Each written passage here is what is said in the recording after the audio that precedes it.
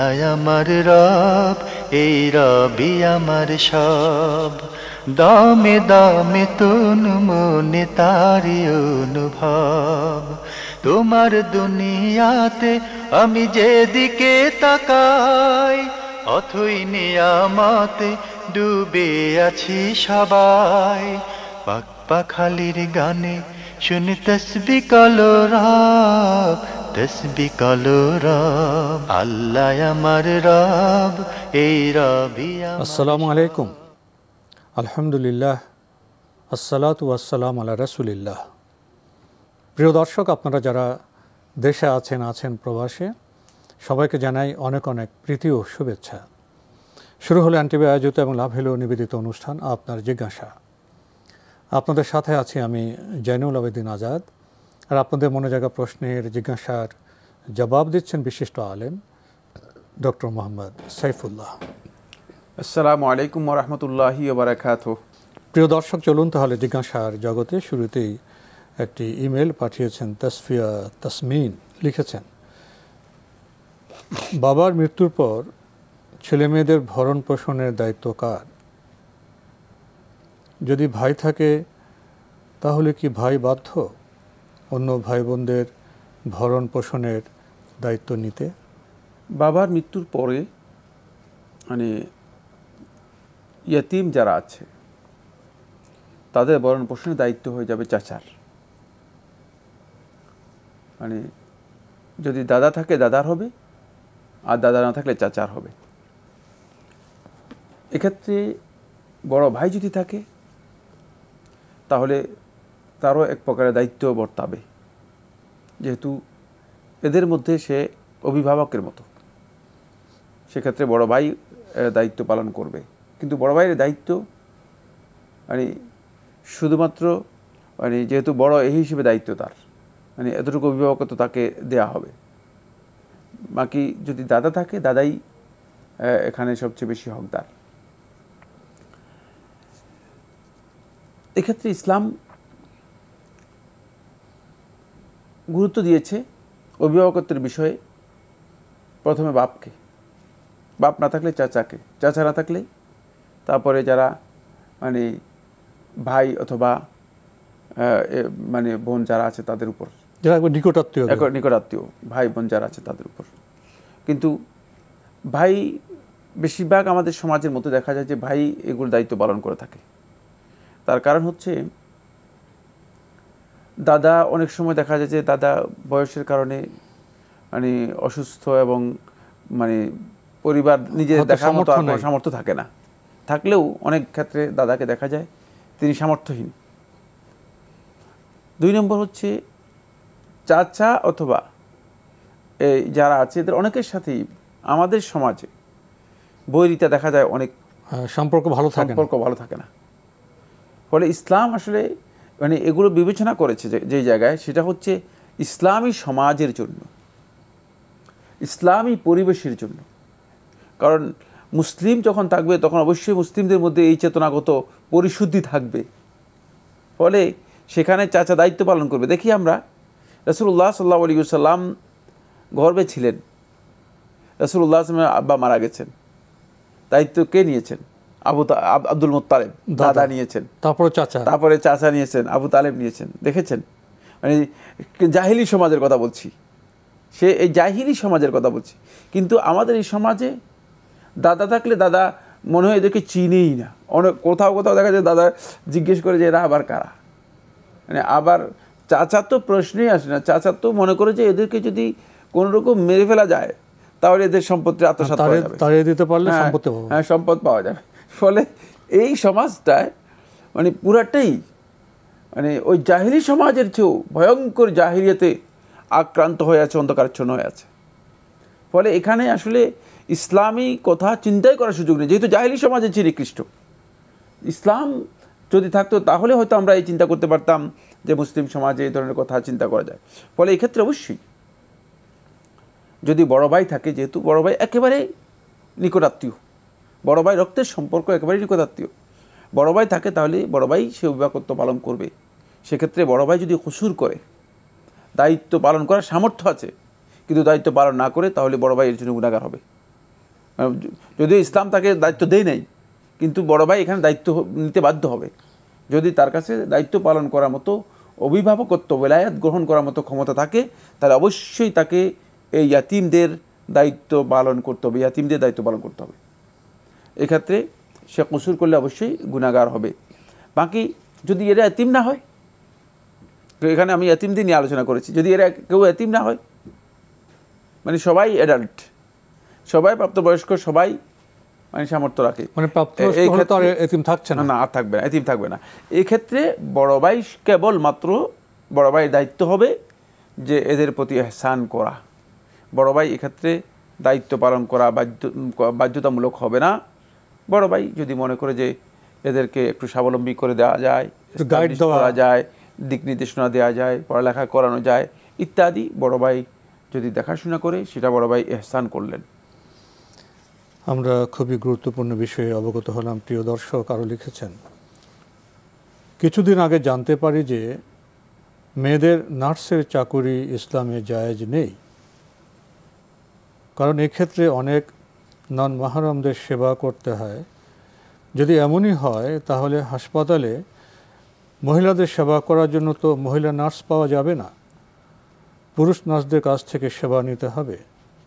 এই ব্যাপারে যদি কিছু বলেন তাহলে খুবই উপকৃত হব। নার্সিং সার্ভিসটা পরিপূর্ণরূপে জায়েজ, এবং মেয়েদের নার্সিং কাজ করাটা জায়েজ। এক্ষেত্রে মেয়েরা মেয়েদের জন্য কাজ করবে, পুরুষরা পুরুষদের জন্য কাজ করবে। যদি কোনো প্রয়োজন দেখা দেয় কোনো মেয়েকে মানে নার্সিং সার্ভিস পুরুষদের দেওয়ার সহযোগিতা দেওয়ার জন্য, তাহলে সংযতভাবে তিনি সেটাও দিতে পারবেন। হয়তো ইনজেকশন পুশ করা অথবা আদার্স ওষুধের দেয়া ইত্যাদি ইত্যাদি, সেগুলো না জায়েজ নয়, জায়েজ রয়েছে।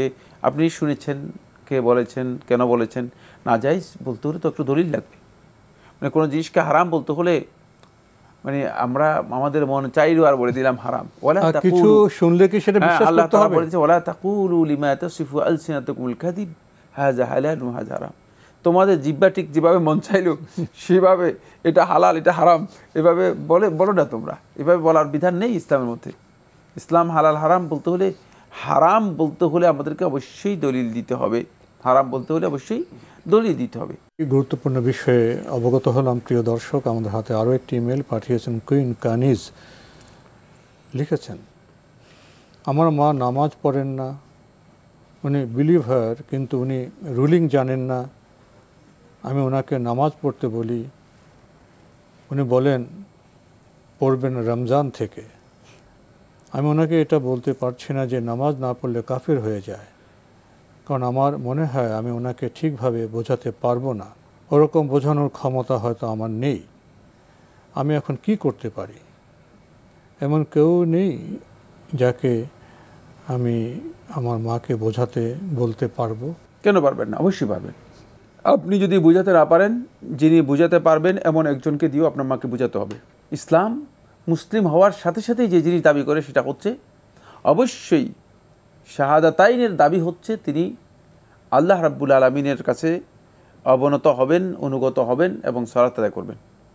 সালাত হচ্ছে এর পরিচায়ক। রাসূলুল্লাহ সাল্লাল্লাহু আলাইহি ওয়াসাল্লাম এভাবে পার্থক্য করেছেন যে ঈমান আমি এনেছি এ কথা দাবি করলে যথেষ্ট নয়, কারণ ঈমান দাবি করলে তো কাফেরও বলতে পারে যে আমি ঈমান এনেছি। যে কোনো মুশরিক ইহুদি খ্রিস্টানও বলতে পারে যে আমি ঈমানদার। আর ইহুদিরা তো আল্লাহর উপর ঈমান আনছেই। ইহুদিরা তো মানে রাসূল সাল্লাল্লাহু আলাইহি ওয়াসাল্লামকে স্বীকার করে না, কিন্তু আল্লাহকে তো স্বীকার করে। খ্রিস্টানরা তো আল্লাহকে স্বীকার করে, ঈসাকে শুধুমাত্র মানে তারা আল্লাহর পুত্র মনে করে থাকে। সুতরাং মানে এখানে ঈমানের পরে পার্থক্য হচ্ছে মুসলিম আর তাদের মাঝে, কাফের মুশরিক এবং বেঈমানদের মাঝে পার্থক্য হচ্ছে একটাই, সেটা হচ্ছে সালাত দিয়ে পার্থক্য শুরু হবে। সুতরাং এই ক্ষেত্রে অবশ্যই সালাত আদায় করতে হবে। এই কথাটুকু আমাদের সমাজে এস্টাবলিশ না থাকার কারণে এখানে মানে বেনামাজি সালাত ত্যাগকারীর সংখ্যা মানে দ্বিগুণ তিনগুণ বৃদ্ধি পেয়ে যাচ্ছে, শুধুমাত্র সালাত ত্যাগকারী বৃদ্ধি পাচ্ছে। তার কারণ হচ্ছে আমরা মনে করেছি যে আমি মুসলিম দাবি করছি এতেই মুসলিম হয়ে গিয়েছি। আসলে না, মুসলিম আপনি যদি মানে কালিমাতুত তাওহীদের শিক্ষা দেন, কালিমাতুত শাহাদাতের মানে সাক্ষী দেন, এর সাথে সাথেই আপনাকে এটা প্রমাণ করতে হবে কি দিয়ে?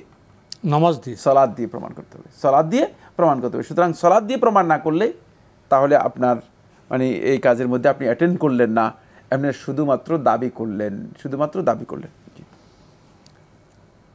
প্রিয় বোন, আপনি তো মা সম্পর্কে লিখলেন তিনি সালাত আদায় করেন না, আপনি কিভাবে বলবেন সেটা ঠিক উপলব্ধি করছেন না।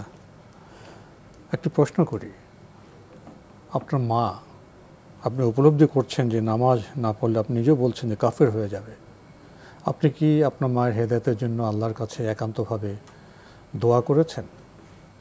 একটু দোয়া করে দেখুন না, কোনো ফল পাওয়া যায় কি না। আমাদের হাতে একটি ইমেল পাঠিয়েছেন কানাডা থেকে জামিল উদ্দিন।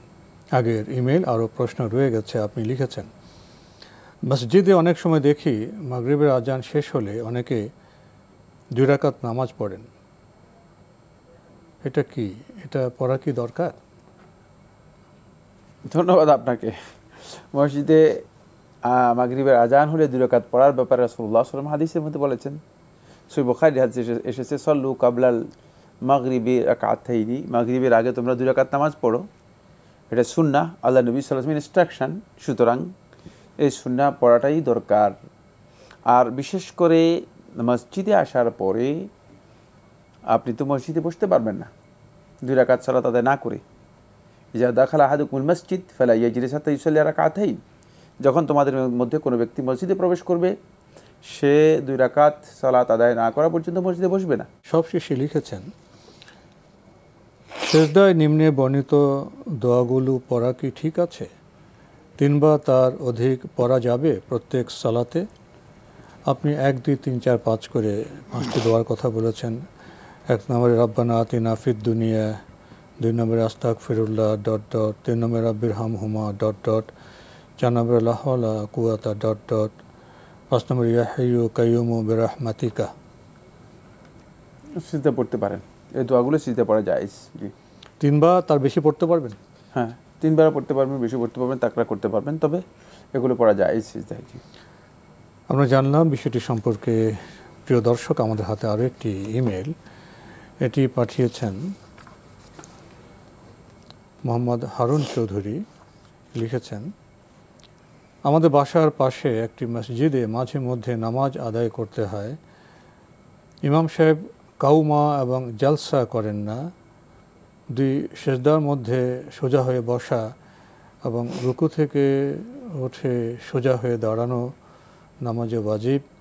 ইমাম সাহেব বয়স্ক লোক, কিছু বলাও যাচ্ছে না, এতে কি আমার নামাজ হবে? অনুগ্রহ করে জানাবেন। না, ইমাম সাহেব যদি সালাতের মধ্যে কওমা এবং জালসা না করে থাকেন সালাত হবে না, আপনারও হবে না, ইমামেরও হবে না, কারো হবে না। জি, অবশ্যই করতে হবে। তিনি বয়স্ক লোক, শারীরিক অক্ষমতা থাকলে তো ইমামে তিনি কীভাবে করবেন? যদি এমন বয়স্ক হলে হয়তো করতে তো কষ্ট, বয়স্ক করবেন, কিন্তু সেটা তিনি হয়তো অনেক লম্বা কিছু বলা যাচ্ছে না, উনি বয়স্ক লোক, কিছু বলা যাচ্ছে না, বলতে হবে, বলা যাচ্ছে না হলে বলতে হবে, বয়স্ককে হেদায়েতের জন্য বলতে হবে, কারণ বয়স্ক হয়তো তিনি মাসালা জানেন না। এটা যদি এমন হতো যে সম্মানার্থে বললাম না, এমন এটা এড়িয়ে যাওয়ার মতো বিষয় না, এড়িয়ে যাওয়ার বিষয় না, যে এতে সালাত হবে না। কওমা এবং জালসা যদি মসজিদ কমিটির দায়িত্ব রয়েছে, তো যারা ইমাম নিয়োগ দেন তাদের দায়িত্ব রয়েছে। মসজিদ কমিটি হয়তো সালাত জানে না, সেই কারণেই হতে পারে, এগুলো তো এরকমই হয় বেশিরভাগ। আরও লিখেছেন, তেলাওয়াতে সিজদার পর পুনরায় তেলাওয়াতে আউযু বিল্লাহ বিসমিল্লাহ পড়তে হবে কি? না, তেলাওয়াতে সিজদার পরে তেলাওয়াতের মধ্যে আউযু বিল্লাহ বিসমিল্লাহ কোনোটাই পড়তে হবে না, শুধু তেলাওয়াত শুরু করলেই যথেষ্ট হয়ে যাবে। জি, আরও লিখেছেন, বিসমিল্লাহ পাঠ করে অজু শুরু করা এবং অজু শেষে কালিমা শাহাদাত পাঠ করা হাদিস দ্বারা সাব্যস্ত, তবে অজুর শুরুতে বিসমিল্লাহিল আলিউল আজিম থেকে শুরু করে আল ইসলামুন নূরুন ওয়াল কুফরু জুলুমাত পাঠ করা কি বিদাত হবে? আর অজু শেষে আল্লাহুম্মা আজআলনি মিনাত তাওয়াবিন ওয়াজআলনি মিনাত মুতাতাহহিরিন ওয়াজআলনি মিন ইনদা ইবাদিস সালিহিন সুবহানাল্লাহুম্মা ওয়া বিহামদি আস্তাগফিরুকা ওয়া আতুবু ইলাইক পাঠ করা কি বিদাত হবে? উজুর আগে যে দোয়াটি উল্লেখ করেছেন বিসমিল্লাহিল আলিয়্যিল আযীম, এই দোয়াটি যতটুকু পর্যন্ত বলেছেন পুরোটাই ওয়াল ইসলাম নূরুন ওয়াল কুফরু যুলমাতুন, এগুলো সম্পূর্ণই বেদাত। এর কোনো সহি কোনো দলিল নেই। যদি সুন্নাহ মনে করে কেউ পড়ে থাকেন তাহলে বেদাত হবে, কোনো সন্দেহ নেই। এটা উজুর দোয়া হিসেবে আমাদের সমাজে প্রচলিত আছে। সমাজের মানুষগুলো এটাকে উজুর দোয়া হিসেবে জানেন, কিন্তু উজুর দোয়া যদি সাব্যস্ত সুন্নাহ দ্বারা না হয় তাহলে উজুর সময়ের জন্য এই দোয়াকে নির্দিষ্ট করা সুন্নাহ পরিপন্থী কাজ। এমনি যে কোনো ব্যক্তি উজুর মধ্যেও দোয়া করতে পারবেন, উজুর পরেও দোয়া করতে পারবেন, যে কোনো দোয়া করতে পারবেন, কিন্তু এটা নির্দিষ্ট করে নিতে হলে, সুনির্দিষ্ট করতে হলে, নির্ধারণ করতে হলে অবশ্যই দলিল দিতে হবে। দলিল ছাড়া এটা নির্ধারণ করার কোনো বৈধতা নেই। এটা হলো প্রথম প্রশ্ন। দ্বিতীয় প্রশ্ন যেটা, সেটা হচ্ছে আল্লাহুম্মা জাআলনি মিনাত তাওয়াবিন ওয়া জাআলনি মিনাল মুতাতাহহিরিন। এর একটি আবু দাউদের মধ্যে এসেছে এবং এটা সহিহ সনদে এসেছে, এতটুকু পর্যন্ত সহিহ সনদে এসেছে। সুতরাং উজুর পরে এই দোয়া যদি কেউ করে থাকেন তিনি করতে পারবেন, এতটুকু। কিন্তু এর পরের অংশটুকু আপনি যোগ করেছেন, মানে আল্লাহ রাসূল সাল্লাল্লাহু আলাইহি ওয়াসাল্লামের সুন্নাহ থেকে শয়তান আমাদেরকে সরে দেওয়ার জন্য আগে কিছু যোগ করে দেয়, আবার পরে কিছুকে লেজ বাড়িয়ে দেয়। এখানে শয়তান এসে পরে কিছু কী করেছে, লেজ বাড়িয়ে দিয়েছে। এই লেজগুলোর কোনো দরকার নেই, যেহেতু রাসূলুল্লাহ সাল্লাল্লাহু আলাইহি ওয়াসাল্লাম এই লেজগুলো বৃদ্ধি করেন নাই, সুতরাং আল্লাহ রাসূলের চেয়ে বেশি আপনি হওয়ার দরকার নেই। তো সবশেষে আপনি লিখেছেন আজানের দোয়া পাঠ করার পর দ্বিতীয় দোয়া বলতে হাদিসে কোনো দোয়া আছে কি? আজানের দোয়া পাঠ করার পর দ্বিতীয় দোয়া বলতে হাদিসে কোনো দোয়া আছে কি? না, দ্বিতীয় কোনো দোয়া নেই। দ্বিতীয় দোয়া বলতে কি বুঝাচ্ছেন আমার কাছে স্পষ্ট হয়নি।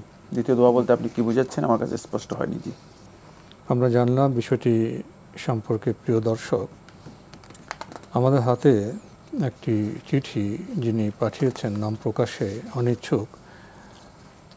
আগের চিঠি আমরা আপনার একটি প্রশ্নের জবাব দিয়েছিলাম, আপনি কানাডা থেকে চিঠিটি পাঠিয়েছেন।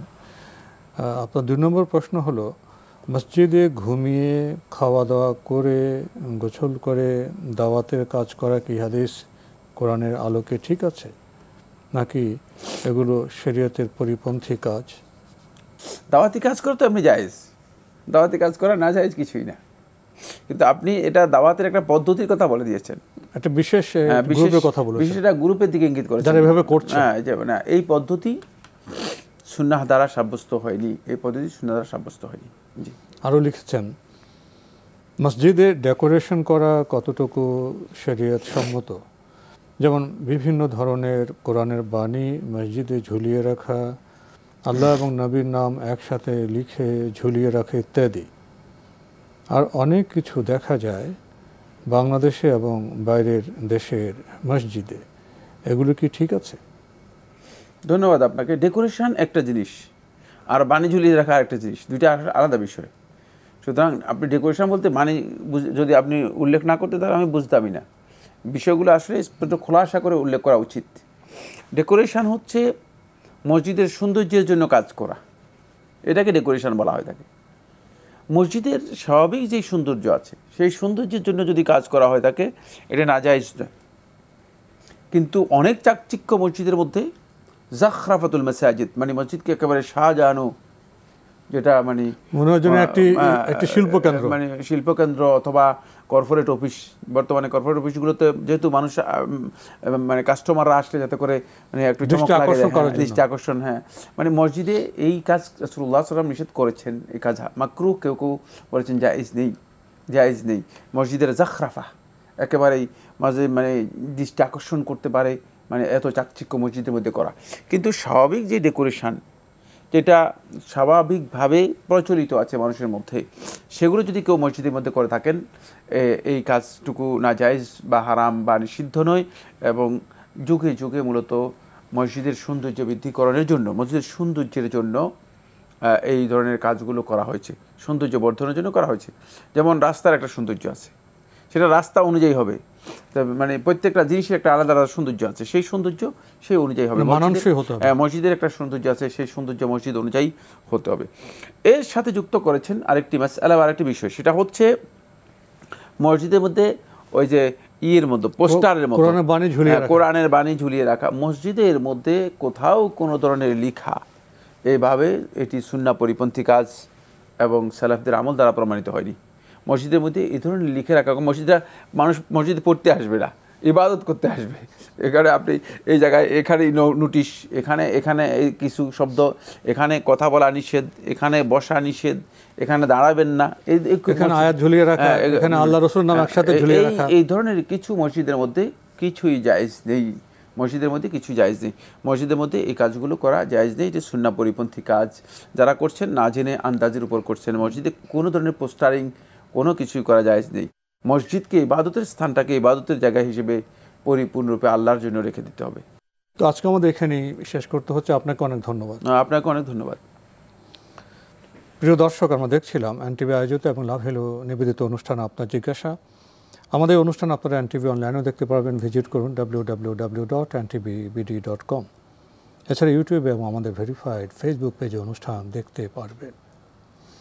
ইসলামের যে ইবাদত সেটা হবে জ্ঞানভিত্তিক, দলিল ভিত্তিক। রাসূল সাল্লাল্লাহু আলাইহি ওয়াসাল্লাম ইবাদতের ক্ষেত্রে আমাদের সামনে উদাহরণ রেখে গেছেন। অথচ অনেক ক্ষেত্রে আমরা আবেগের বশবর্তী হয়ে, অনেক ক্ষেত্রে আমরা অন্য সংস্কৃতি থেকে প্রভাবিত হয়ে নতুন কিছু কাজ করে ফেলি। এক্ষেত্রে আমাদের আরও সচেতন হতে হবে সংযত। চিঠি লিখুন, প্রশ্ন পাঠান আমাদের ঠিকানায়। পরিচালক আপনার জিজ্ঞাসা, এনটিভি, বিএসসিসি ভবন, 7ম তলা, 102 কাজী নজরুল ইসলাম অ্যাভিনিউ, কারওয়ান বাজার, ঢাকা 1215। ইমেল অ্যাড্রেস আপনার জিজ্ঞাসা @ntvbd.com। প্রিয় দর্শক, মহান আল্লাহ আমাদের সবাইকে নিরাপদে রাখুন শান্তিতে। আসসালামু আলাইকুম। আল্লাহ আমার রব, এই রবি আমার সব, দামে দামে তুন মনে তারি অনুভব। আল্লাহ আমার রব, এই রবি আমার সব।